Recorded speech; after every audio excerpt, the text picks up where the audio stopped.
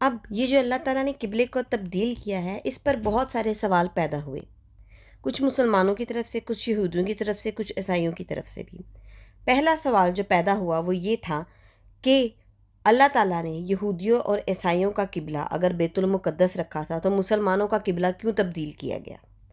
دوسرا سوال جو پیدا ہوتا ہے تو یہ تھا کہ اہل کتاب کو کیا پتہ تھا جو آخری نبی آنے والے ہیں ان کا جو قبلہ ہوگا وہ بیت اللہ ہوگا؟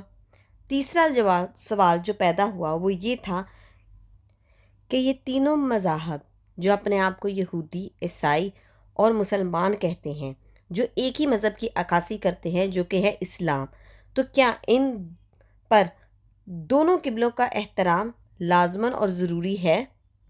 تو ان کا جواب آئے قرآن کی روشنی میں ہم دیکھتے ہیں۔ اب پہلے سوال کا جواب کہ یہودی عیسائیوں کا قبلہ اگر بیت المقدس تھا تو اللہ تعالیٰ نے مسلمانوں کا قبلہ کیوں تبدیل کیا؟ تو اس کی اللہ تعالیٰ 3 وجوہات جو ہے وہ ہمیں بیان کرتا ہے۔ تو آئیے قرآن میں دیکھتے ہیں۔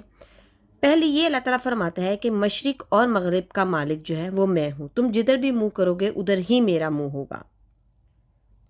یعنی اللہ تعالیٰ کی ذات جو ہے وہ ہماری مالک ہے، خالق ہے، وہ رازق ہے، وہ جیسے ہمیں اپنی عبادت کا طریقہ بتائے گا ہمیں ویسے ہی اس کی عبادت کرنی پڑے گی۔ دوسری بات جو ہمیں ملتی ہے وہ یہ ہے کہ اللہ تعالیٰ دیکھنا چاہتا تھا کہ رسول کا سچا تابع دار کون ہے اور کون ہے جو اپنی ایڑیوں کے بل پلٹ جاتا ہے۔ مشکل کام تھا لیکن ان کے لیے نہیں جو کہ اللہ پر ایمان رکھتے ہیں۔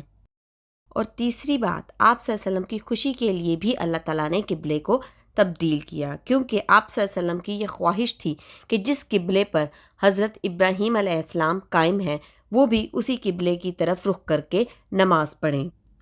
آپ کی انفارمیشن کے لیے ایک اور بات واضح کر دی جائے کہ آپ صلی اللہ علیہ وسلم نے بیت المقدس کی طرف 16 سے 17 مہینے تک نماز پڑھی ہے، جبکہ آپ صلی اللہ علیہ وسلم کی خواہش تھی کہ وہ قبلہ ابراہیمی کی طرف رخ کر کے نماز پڑھیں۔ اس کے لیے آپ صلی اللہ علیہ وسلم دعا بھی فرماتے تھے اور بار بار آسمان کی طرف نظریں اٹھاتے بھی تھے۔ اب اس میں ہمیں چوتھا پوائنٹ بھی ملتا ہے اور وہ یہ ہے کہ اللہ تعالیٰ فرماتے ہیں کہ جو اللہ تعالیٰ کا پہلا گھر جو لوگوں کی عبادت کے لیے مقرر کیا گیا تھا وہ بیت المقدس نہیں بلکہ بیت اللہ ہے، جو تمام دنیا کے لیے برکت و ہدایت کا ذریعہ ہے۔